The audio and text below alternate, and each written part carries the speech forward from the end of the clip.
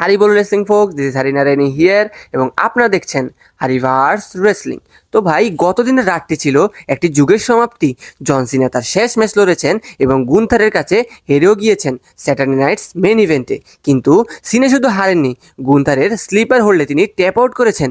Never give up বলা এই মানুষটির শেষ ম্যাচ হার স্বীকার করে নিলেন। আজ আমরা দেখব কেন ডাব্লিউডাব্লিউই জন সিনাকে ট্যাপ আউট করিয়ে ম্যাচ হারালেন। রেসলিং ভিডিও দেখতে অবশ্যই আমাদের চ্যানেলকে সাবস্ক্রাইব করুন এবং পাশে থাকা নোটিফিকেশন বেলটি ক্লিক করুন। বিশেষ খবরের জন্য ফেসবুকে আমাদের ফলো করুন। তো স্যাটারডে নাইটস মেন ইভেন্টে জন সিনা তার সব কিছু উজাড় করে দিয়েছেন। তিনি একাধিক দিয়েছেন, টেবিলের উপর দিয়েও একটি দিয়েছেন, এবার টপ রোপ থেকেও একটি সুপার দিয়েছেন এবং এসটিএফও ব্যবহার করেছেন, এমনকি একটি স্লিপার হোল্ডও দিয়েছিলেন। কিন্তু গুন্থার সব কিছু ঝেড়ে ফেলে দেন এবং সিনাকে কাবু করতে থাকেন। সিনা বেশ কয়েকবার এই হোল্ড থেকে বেরিয়ে এলেও শেষ চেষ্টায় গুন্থার সফল হন এবং জন সিনা ট্যাপ আউট করেন। ভক্তরা ফলাফল দেখে প্রচণ্ড ক্ষুব্ধ ছিলেন। ট্রিপল এইচ রিংয়ে এলে তাকে বিদ্রুপ করা হয়, তবুও ডাব্লিউডাব্লিউই এই সিদ্ধান্ত নিয়েছিল এবং এখন সময় এসেছে এই চাঞ্চল্যকর পরাজয়ের কারণগুলো বিশ্লেষণ করার।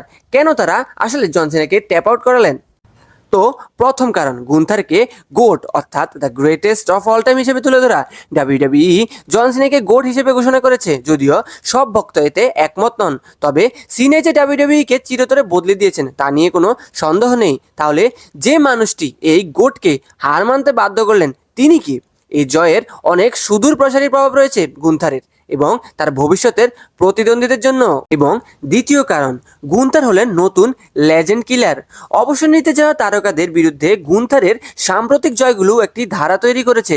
মনে করুন, স্যাটারডে নাইটস মেইন ইভেন্টে গোলবার্গের শেষ ম্যাচে গুন্থার তাকে পরাজিত করেছিলেন, আর এখন সিনাকেও তার শেষ ম্যাচে হারিয়ে বিদায় জানালেন।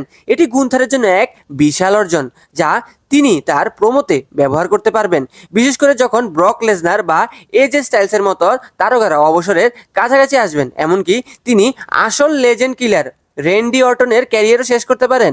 এই নতুন ভূমিকা ও চরিত্র তাকে অবশ্যই পরবর্তী স্তরে নিয়ে যাবে। তৃতীয় কারণ, ব্রক ভার্সেস গুন্থার ম্যাচে নতুন মাত্রা যোগ করা। ব্রক লেসনার ডাব্লিউডাব্লিউইতে ফিরে আসায় ভক্তরা আশা করছেন যে ডাব্লিউডাব্লিউই অবশেষে গুন্থার ভার্সেস ব্রক লেসনার ম্যাচটি দেবে, যার জন্য তারা বছরের পর বছর দাবি করে আসছে। 2026 সাল ম্যাচটি করার জন্য একটি ভালো বছর মনে হচ্ছে। সিনার উপর গুন্থারের এই দুর্দান্ত জয় তাকে ব্রকের চেয়ে এগিয়ে রাখলো। ব্রক হয়তো রেসেল পেলুজাতে সিনাকে ধ্বংস করেছিলেন, কিন্তু গুন্থার সিনাকে হার মানতে বাধ্য করেছেন, যা গুন্থারের চোখে তাকে ব্রকের চেয়েও শ্রেষ্ঠ করে তুলবে। এবং চতুর্থ কারণ, ব্রকের ক্যারিয়ার শেষ করার শপথ। সম্ভাব্য গুন্থার ভার্সেস ব্রক ম্যাচে ডাব্লিউডাব্লিউই এই ধারণাটি তৈরি করতে পারে যে গুন্থার ব্রকের ক্যারিয়ার শেষ করার শপথ নিচ্ছেন, যেমনটি তিনি গোলবার্গ এবং সিনার ক্ষেত্রে করেছিলেন। ভক্তরা জানেন যে দুজনেই এমনিতেও অবসর নেবেন, কিন্তু ডাব্লিউডাব্লিউই গল্পটি এমনভাবে ঘোরাবে যেন গুন্থার একাই তাদের অবসর নিতে বাধ্য করছেন। ব্রক কি গুন্থারের বিরুদ্ধে টিকে থাকতে পারবেন? এটা নিয়ে প্রশ্ন জাগবে, বিশেষ করে গুন্থার জেউস এবং সিএম পাঙ্কের কাছে পরাজয়ের পর শক্তিশালীভাবে ফিরে এসেছেন। জন সিনার সঙ্গে একই বছর যিনি ডাব্লিউডাব্লিউই শুরু করেছিলেন, সেই ব্রকের সময় কি এখন শেষ হতে চলেছে? এবং পঞ্চম কারণ, গুন্থারকে হৃদয়হীন গ্রেটেস্ট হিল হিসেবে পুনঃ প্রতিষ্ঠা করা। যেমনটা আমরা বলেছি, ডাব্লিউডাব্লিউই গুন্থারের সুনাম একজন ভয়ঙ্কর হিল হিসেবে পুনরুদ্ধার করতে সফল হয়েছে। 2023 সালের রেসেলমেনিয়াতে জেউসের কাছে তার অপ্রত্যাশিত পরাজয় এবং সামার স্ল্যামে সিএম পাঙ্কের কাছে হার তার ভাবমূর্তিকে দুর্বল করেছিল, কিন্তু সিনার উপর তার জয় এই সন্দেহ দূর করে যে ডাব্লিউডাব্লিউই এখনও তাকে কোম্পানির ভবিষ্যৎ হিসেবে দেখছে কিনা।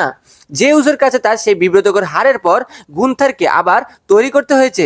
সিনার উপর এই জয় শুধু গুন্থারের রেসলার হিসেবে উন্নতি নয়, বরং একজন গ্রেটেস্ট হিল হিসেবে তাকে তুলে ধরেছে। সিনাকে হার মানতে বাধ্য করে ডাব্লিউডাব্লিউই থেকে অপমানজনকভাবে বিদায় জানানোর গুন্থারের প্রতিশ্রুতি সফল হলো, যা ডাব্লিউডাব্লিউই ভক্তদের তাকে আরও বেশি ঘৃণা করার কারণ দেবে। গুন্থার একজন গ্রেটেস্ট হিল হিসেবেই সেরা। গুন্থারকে এখন একজন ভিলেন হিসেবে দীর্ঘ সময়ের জন্য লক করা হয়েছে এবং ভক্তরা জানে যে জেতার জন্য তিনি যে কোনো স্তরে নামতে পারেন। এবং ষষ্ঠ কারণ, সিনা চিরাচরিত প্রথা মেনে নিয়েছেন। ডাব্লিউডাব্লিউই ভক্তরা জন সিনার ক্যারিয়ারের একটি সুখী সমাপ্তি দেখতে চেয়েছিলেন, কিন্তু জন পেশাদার রেসলিংয়ে সেই চিরাচরিত প্রথা মেনে নিয়েছেন। বিদায় নেওয়ার সময় আপনার প্রতিপক্ষকে সফল করে যেতেই হবে, অর্থাৎ পুটিং ওভার। সিনা এই শিল্পের গতিপথ বোঝেন। তিনি গত 5 বছর ধরে এই ভূমিকা পালন করেছেন, যেখানে তিনি নির্বাচিত প্রতিপক্ষকে জিততে দিয়েছেন, আবার নিজেও যথেষ্ট ম্যাচ জিতেছেন যাতে তার হারটির গুরুত্ব থাকে। গুন্থারের কাছে এই পরাজয় সিনা ভক্তদের জন্য বেদনাদায়ক ছিল, কিন্তু শিল্পটি এভাবেই কাজ করে।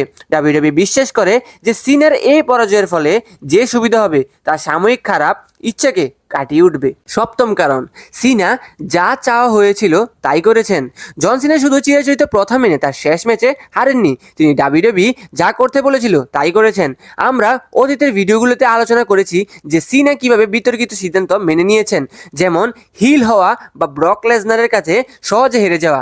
জন তার বিদায়ী সফরে বারবার ডাব্লিউডাব্লিউইকে বলেছিলেন যে তার শেষ বছরে তারা যা চায় তিনি তাই করতে প্রস্তুত।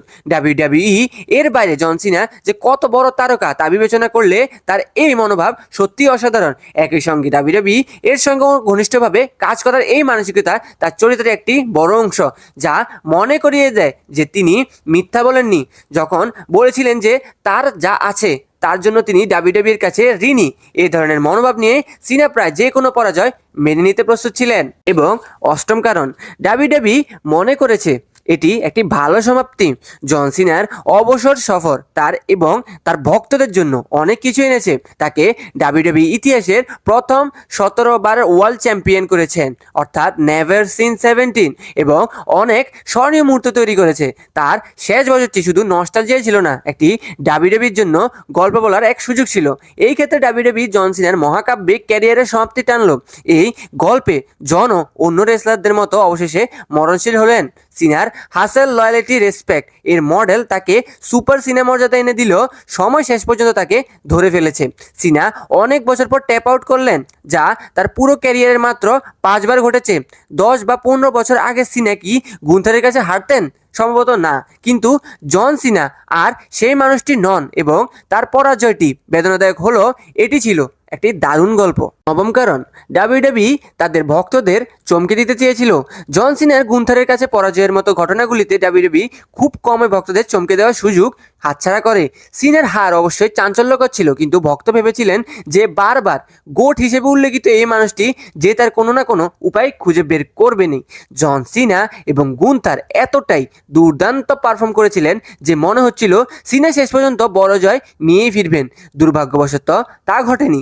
ম্যাচের পরে ভক্তদের মুখের দিকে তাকালে বোঝা যায় অনেকেই সিনার এমন পরাজয় আশাই করেননি। এবং দশম কারণ, ম্যাচের পরের উদযাপন ছিল ভক্তদের জন্য ক্ষমা। গুন্থারের কাছে সিনার ট্যাপ আউটে কিছু ভক্ত ক্রুদ্ধ হলেও ডাব্লিউডাব্লিউই এর ম্যাচের পরের উদযাপন, যা জনের ক্যারিয়ার এবং অবদানকে সম্মান জানিয়েছে, তাদের শান্ত করেছে। সিনা উঠে দাঁড়ান এবং ভক্তদের ধন্যবাদ জানানোর সাথে সাথেই তার পরাজয়টি ভক্তরা অদ্ভুত ভুলে যান। বিভিন্ন ডাব্লিউডাব্লিউই সুপারস্টার এবং কর্মকর্তাদের আগমন ছিল একটা চমৎকার কৌশল, যা ভক্তদের মনোযোগ সরিয়েছিল। সিনার প্রতি শ্রদ্ধা জ্ঞাপন করে একটি চূড়ান্ত হাইপ ভিডিও ডাব্লিউডাব্লিউই ভক্তদের শান্ত করার প্রচেষ্টাকে আরো বাড়িয়ে তুলেছিল। সিনার আবেগপূর্ণ বিদায়, যেখানে তিনি ভক্তদের কাছে মাথা নত করে শেষবারের মতো স্যালুট করেছিলেন, তা ছিল নাটকের চূড়ান্ত রূপ। অন্তত ডাব্লিউডাব্লিউই সেটাই আশা করেছে, কারণ নতুন বছরে সংস্থার বিরুদ্ধে কিছু নেতিবাচক প্রতিক্রিয়া আসতে পারে। ট্রিপল এইচ আজ রাতে বেশ কিছু বিদ্রুপও পেয়েছেন, এবং তিনি আশা করেছেন সিনার পরাজয়ের পরে ভক্তদের শান্ত করার প্রচেষ্টাকে কাজে দিয়েছে। এবং 11 কারণ, গুন্থার ছিলেন একমাত্র পছন্দ, যদিও আজকের রাতটি ভক্তদের হতাশ করেছে। ডাব্লিউডাব্লিউই স্পষ্টতই সিনার পরাজয়কে তার প্রতিপক্ষকে তৈরি করতে ব্যবহার করতে চেয়েছিলেন। সেই ক্ষেত্রে গুন্থারই ছিলেন একমাত্র পছন্দ, যদিও কিছু ভক্ত সমালোচনা করেছেন যে গুন্থার তিনি ইতিমধ্যেই একজন মেইন ইভেন্টার হিসেবে তৈরি, তাকে কেন এই সুযোগ দেওয়া হলো? মনে হচ্ছে ডাব্লিউডাব্লিউই এর 2026 সালের জন্য তার জন্য বড় কিছু পরিকল্পনা করে রেখেছে। অন্য কারো জয় হয়তো এত বড় সুবিধা দিতে পারতো না। এই কারণে এলএ নাইট এবং জো হ্যান্ডের মতো জনপ্রিয় তারকারা, যাদের সঙ্গে সিনার ম্যাচ হবে বলে জল্পনা হচ্ছিল, তারা সুযোগটি পাননি। এলএ নাইটের ক্ষেত্রে ডাব্লিউডাব্লিউই তাকে শুধু একজন প্রতিযোগী হিসেবে দেখে। সিনার সীমিত উপস্থিতি এবং গুন্থার সবচেয়ে বেশি উপকৃত হবেন বলে ডাব্লিউডাব্লিউই এর দৃঢ় সংকল্প এই সিদ্ধান্তটিকে খুব সহজ করে তুলেছিল। তো বন্ধুরা, জন সিনা কেন ট্যাপ আউট করে হেরে গেলেন? এই সিদ্ধান্ত ডাব্লিউডাব্লিউই ঠিক নিয়েছিল কি না তা নিয়ে হয়তো বছরের পর বছর আলোচনা চলবেই। জন সিনা অবশ্য গুন্থারের কাছে হারতে বা তাকে সফল করে দিতে দ্বিধা করেননি। সিনা পরাজয়ের মধ্যে দিয়ে তার বিদায়ী সফর শুরু করেছিলেন, পরে বাউন্স ব্যাক করে এলিমিনেশন চেম্বারে যেতেন এবং কোডি রোডসের কাছ থেকে ডাব্লিউডাব্লিউই আনডিসপিউটেড চ্যাম্পিয়নশিপও জিতেছিলেন। সিনা হারতে রাজি ছিলেন এবং ডাব্লিউডাব্লিউইও এর পুরো সদ্ব্যবহার করেছে। গুন্থারকে একটি মর্যাদাপূর্ণ জয় এনে দিয়েছে, পাশাপাশি একটি প্রাণবন্ত এবং পোস্ট ম্যাচে উদযাপনের মাধ্যমে কিছু নেতিবাচকতা এড়িয়ে দিয়েছে। তো এ ছিল আসল কারণ কেন জন সিনা গুন্থারের কাছ থেকে ট্যাপ আউট করলেন। আপনারা কি মনে করেন কমেন্টে জানান, এবং পরের বার আরও রেসলিং ভিডিও নিয়ে দেখা হবে। ততক্ষণ ভালো থাকবেন। Have a good day.